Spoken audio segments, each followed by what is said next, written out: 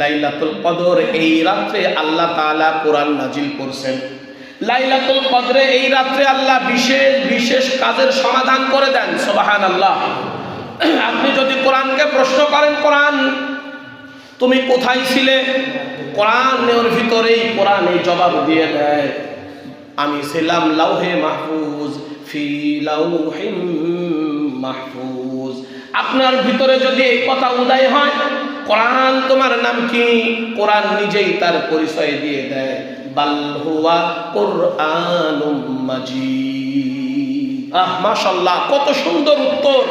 আপনার মনে যদি উদয় হয় কোরআন তোমার নাম কি, কোরআনের অনেকগুলো নাম আছে, কোরআনুল কারীম, কোরআনুল হাকিম, অন্য জায়গায় আল্লাহ ফুরকান বলছেন। সুবহানাল্লাহ পড়েন।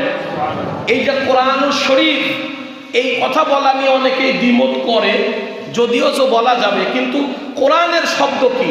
কোরআনের শব্দ হলো, কোরআন বলে আমার নাম কোরআনুল কারীম। কোরআনের শব্দ কি?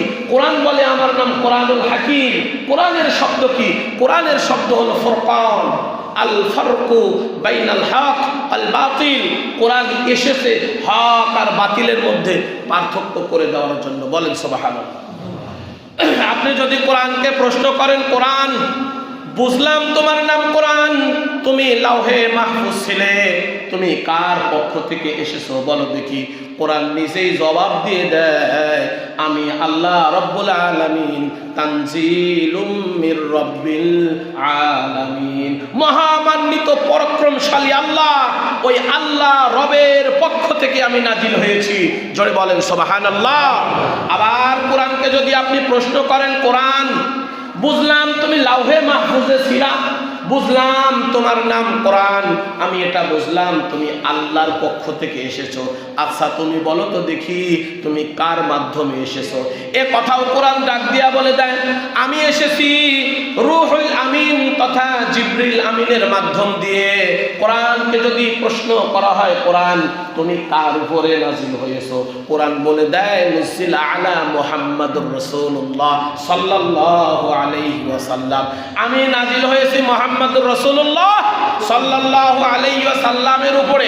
কোরআনকে যদি প্রশ্ন করা হয়, কোরআন বলো দেখি তুমি কোন মাসে নাজিল হয়েছো? কোরআন এটাও জানিয়ে দেয়, আমি নাজিল হয়েছি শাহর রমাদান আল্লাযী উনজিলা ফীহিল কোরআন। কোরআনকে যদি প্রশ্ন করেন, কোরআন বুঝলাম তুমি রমজান মাসে নাজিল হয়েছো, আচ্ছা বলো দেখি দিনে না রাতে নাজিল হয়েছো? কোরআন বলে এর উত্তর আছে, আমি নাজিল হয়েছি লাইলাতুল কদর। লাইলুন শব্দের অর্থ হলো রজনী, রাত। জোরে বলেন সুবহানাল্লাহ। কোরআন ডাক দিয়া বলেন, আমি নাজিল হয়েছি কদরের রাত্রে। কোরআনকে যদি আপনি আবার প্রশ্ন করেন, কোরআন আচ্ছা তুমি নাজিল হয়েছে তোমার উদ্দেশ্যটা কি, তোমার কারণটা কি, আসার কারণ কি? এ কথাও কোরআন ডাক দিয়া বলে, হুদাল লিন্নাস ওয়া বাইয়িনাতিন মিনাল হুদা ওয়াল ফুরকান। চিৎকার দিয়ে বলেন আল্লাহু আকবার।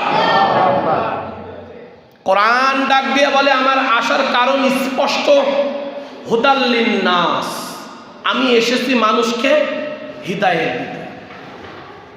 ওয়া বাইয়িনাতিন মিনাল হুদা ওয়াল ফুরকান, আর আমি এটার জন্যও এসেছি আমাকে দ্বারা হক আর বাতিলের পার্থক্য করা যাবে।